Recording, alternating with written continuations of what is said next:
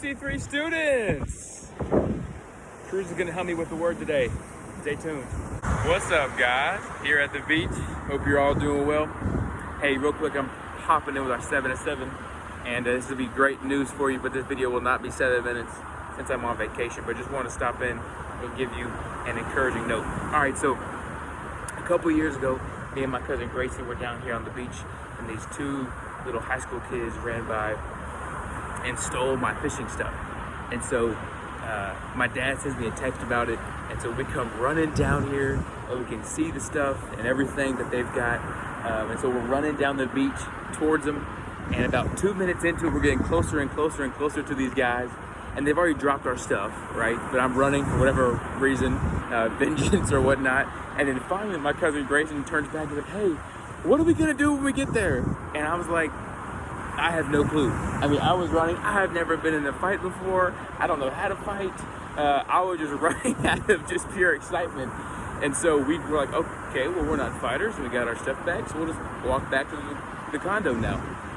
In that moment, I thought it was a funny story. If that would have alluded to something more, like if that would have turned into something more, I would not have been a good friend to just get my cousin Grayson into something like that. To where, I mean, those kids were kind of big. It kind of sounds weird, but they could have probably beat us up. But because they stole my boogie board, right? Doesn't make much sense. But we have to be careful about who we let into our friend circle, especially into our inner circle, because those people change, and they kind of almost pick our actions for ourselves without us even thinking about it.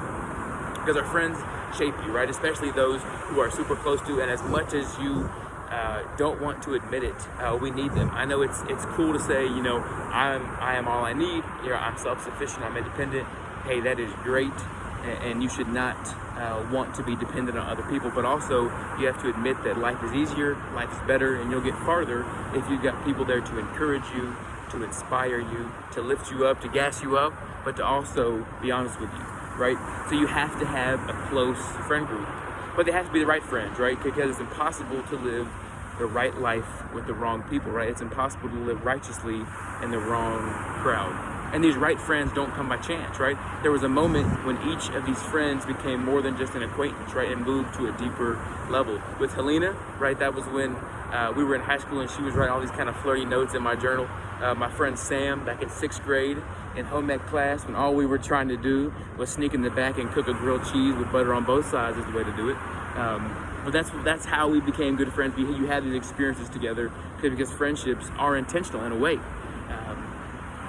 To live the right life, right, we have to be intentional on who we let into our inner circle, right? Our close group of friends, right? And those are the people we allow to shape our thoughts, and those are the people we give our emotional energy to. But also hear this, Jesus loved everyone equally, right?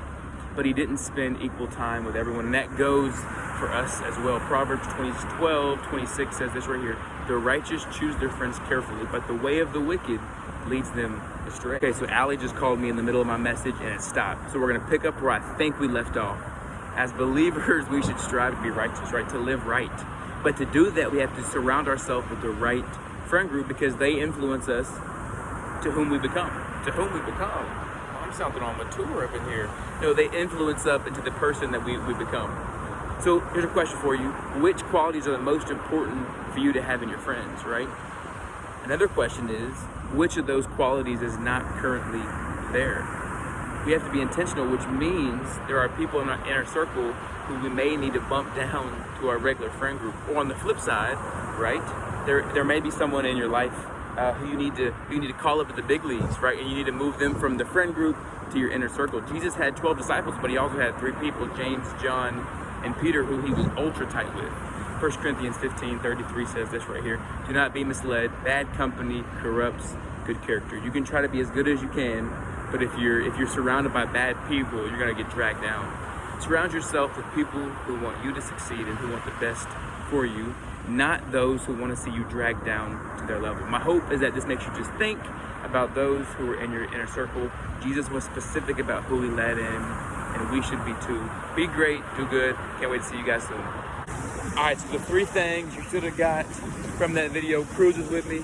He's gonna help me recap it. Number 1 was what? You can't live the right life with the wrong people. Number 2, be careful on who you add to your VIP list. And number 3, you have to love everybody equally, but you don't have to spend equal time with everybody. That was it. Hope you guys have a great week. And just think on who you allow into your inner circle. Be good. Say bye. Say bye. Wave. Wave. Hey, look. Wave.